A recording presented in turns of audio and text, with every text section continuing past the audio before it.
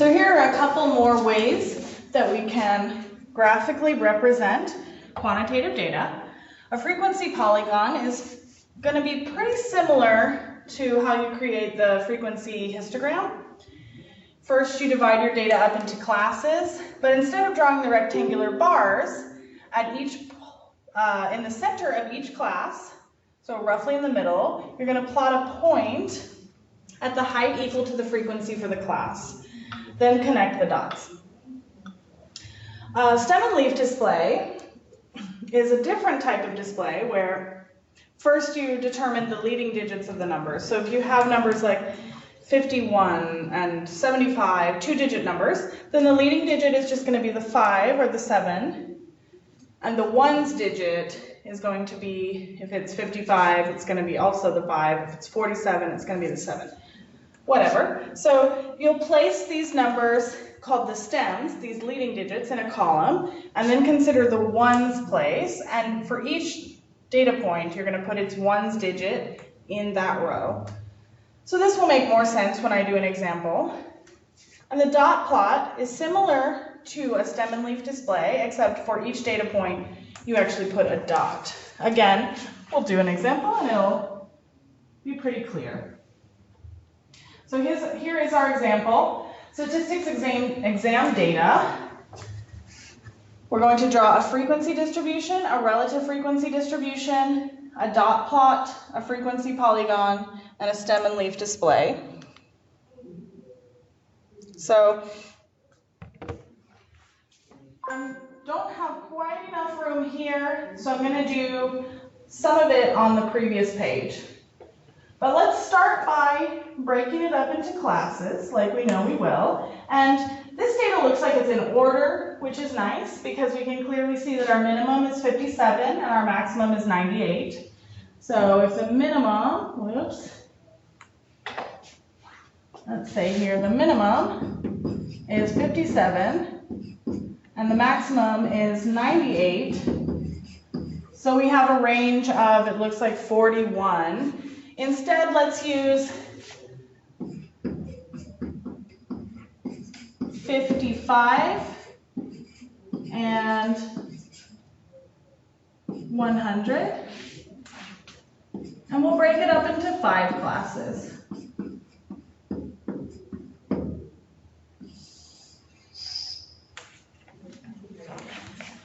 So when we want to start making our classes, as we did last time, we'll start by saying, okay, we're going to start at 55, and we're going to go to, let's say, 63.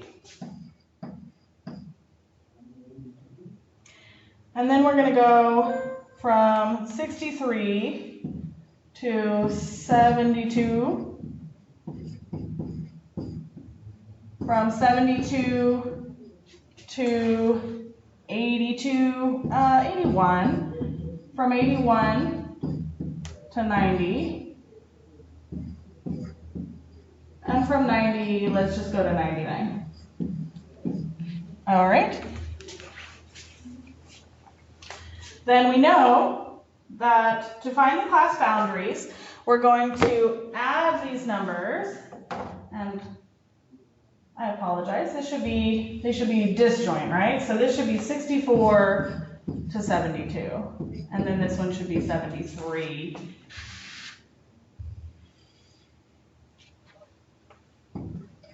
So 73 to 81 and 82 to 90. I apologize. 82 to 90.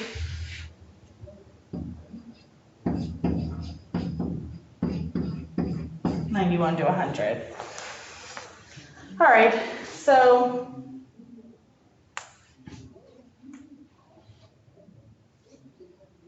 as I was saying, we add these two boundary numbers and divide by 2. So that gives us that our class should be 55 to 63.5. Then the next class is going to start at 63.5, and it's going to go to the next. If I add 72 and 73 and divide by 2, I get 72.5. Then from 72.5, if I add 81 81 and 82 divide by 2, I get 81.5. And if I go from 81.5 up until I get to 90, add 91, divide by 2, I get 90.5.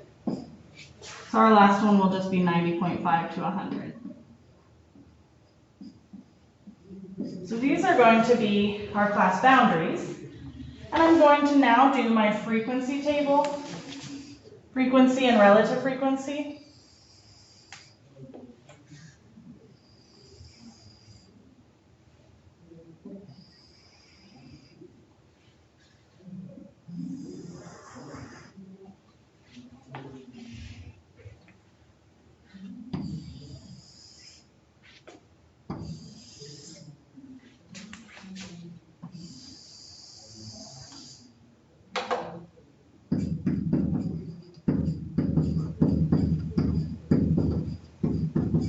Okay, so again, since our data's in order, it's pretty nice because we don't even really have to do a tally here. We can just count. 57, 60, and 61 are all data points that fall in the first class.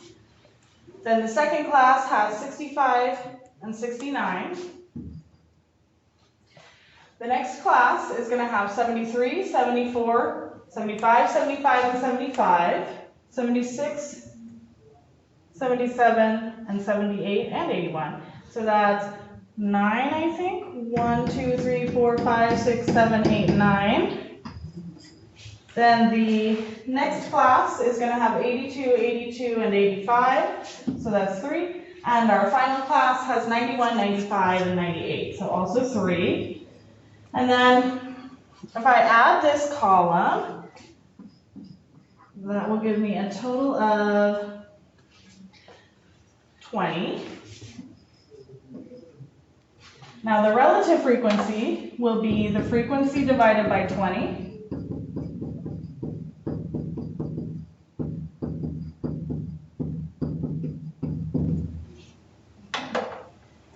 So we should have 3 out of 20 is 15%.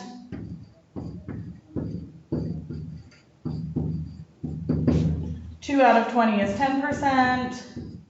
9 out of 20 is 45%.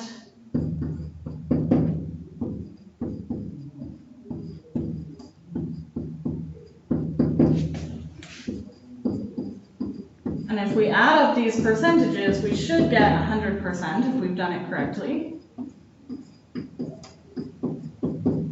So we got 15 plus 15 is 30, plus 45 is 75, 85, and 100. So we have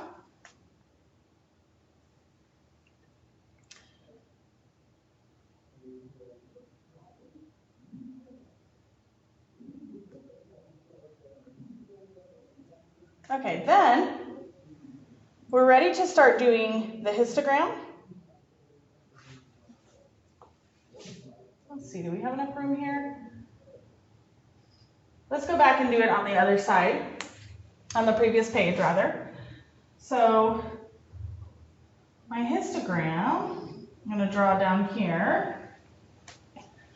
We know that along the horizontal axis, we need all of our classes.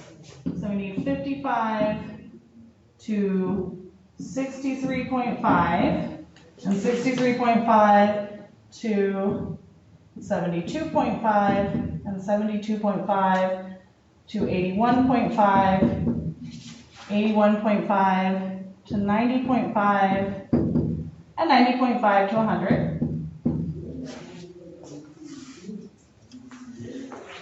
Looks like my classes were getting a little bit too wide, so let's fix them. Want them all to be about the same.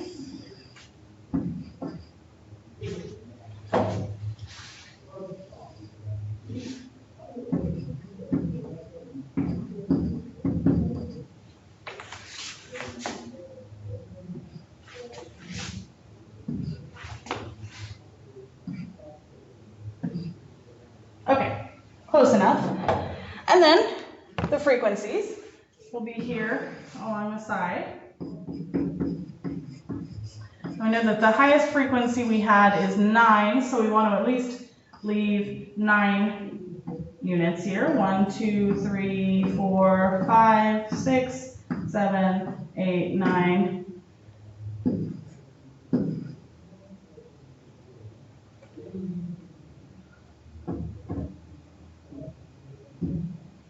Nine, 8, 7, 6, 5, 4, 3, 2, 1. Okay, and then we'll draw the bars according to the height. So our heights are 3, 2, 9. So this first class, we had a height of 3, so we go up to 3. Then in the next class, the height is 2, and the bars are touching each other, so we just draw it like so. And then for the next bar, the height was 9. So this one, I'm going to go all the way up to 9. Then for the class between 81.5 and 90.5, it was 3. And the last class also had 3.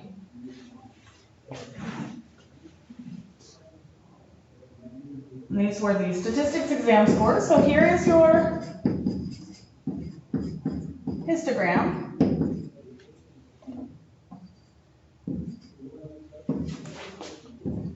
That we built from our frequency table. In a similar way, we can create what's called a frequency polygon. So the frequency polygon, we're going to start out exactly the same way. We're going to have our classes here on the horizontal axis. And just like in the frequency histogram, they're going to touch each other. And the vertical axis is going to be frequencies.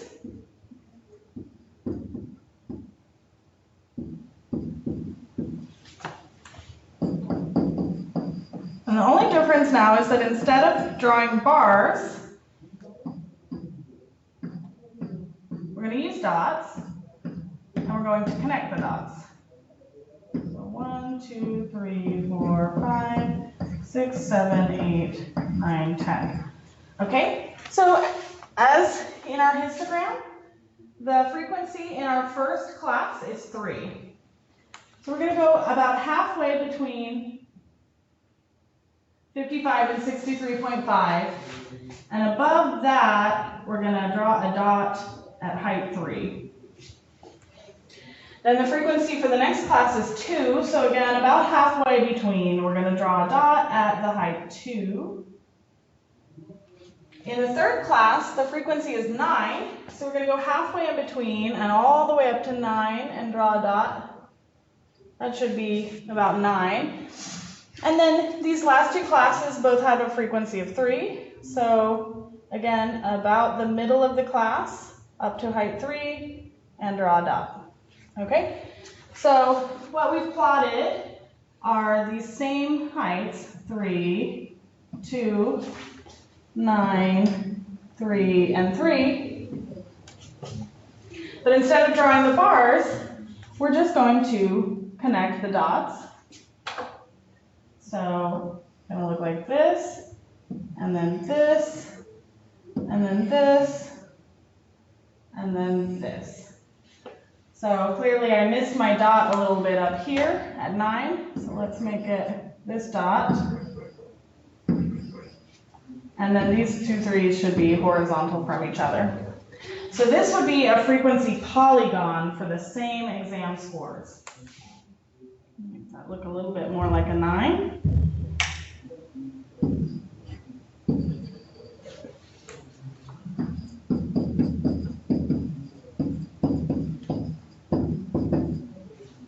All right.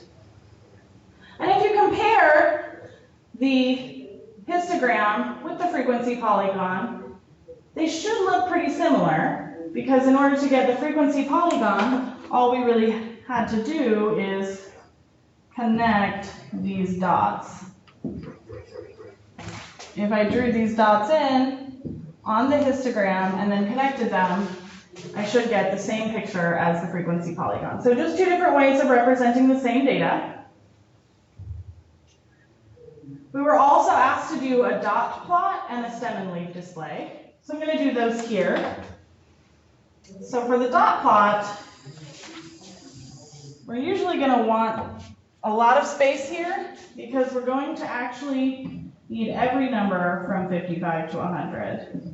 6, 7, 8, 9, 60, 61, 2, 3, 4, 5, 66, 67, 68, 69, 70,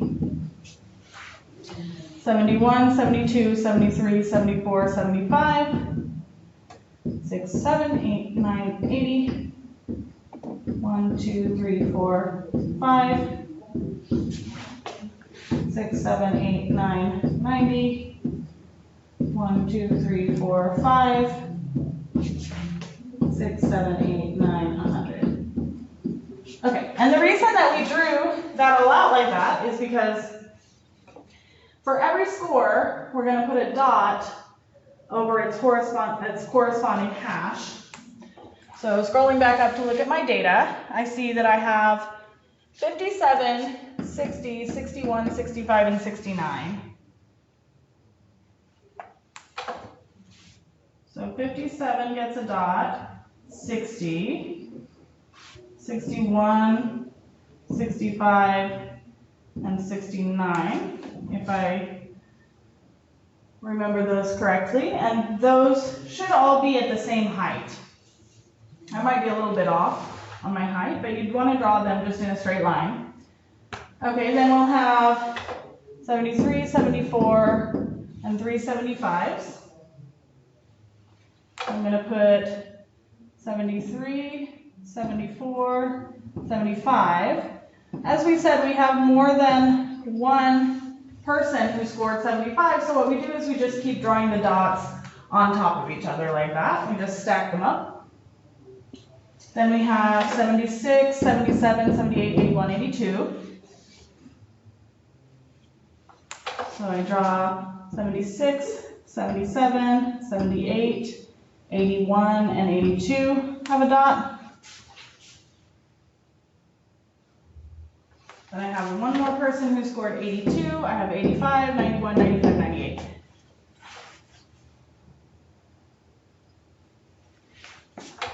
So one more person scored 82, then 85, and that should go, as I said, in the same height. Well, let me fix that. So here's 85. So it should go in the same height, 85. And then what did I say, 91, 95, 98? So one at 91, 95, and 98 is the high score. So that's going to be your dot plot for exam scores. And this kind of gives you a nice visual of where everyone falls. It looks like a lot of people are in this middle range between 70 and 90. So a similar chart would be what's called a stem and leaf plot. And I said this would make more sense when we drew the graph, so here goes. So just like in the dot plot, every data point is going to be represented. And you'll have what are called stems now.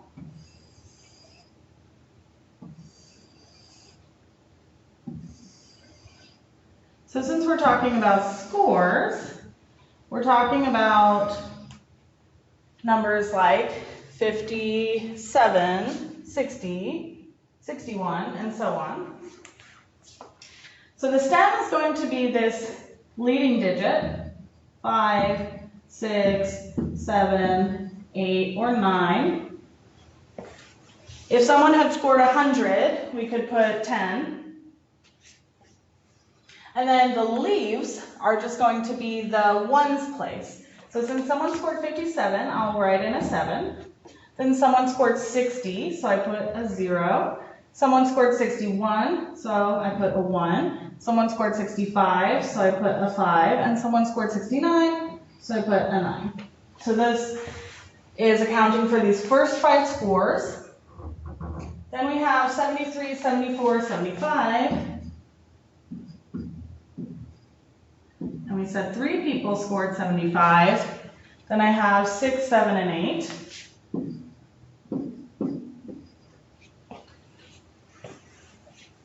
So these are all the people in the range of 70s. Then I have 81, 82, 82, 85. It's going to look like 81, 82, 82, 85. And we have 91, 95, and 98. So I think this is another nice graphical representation,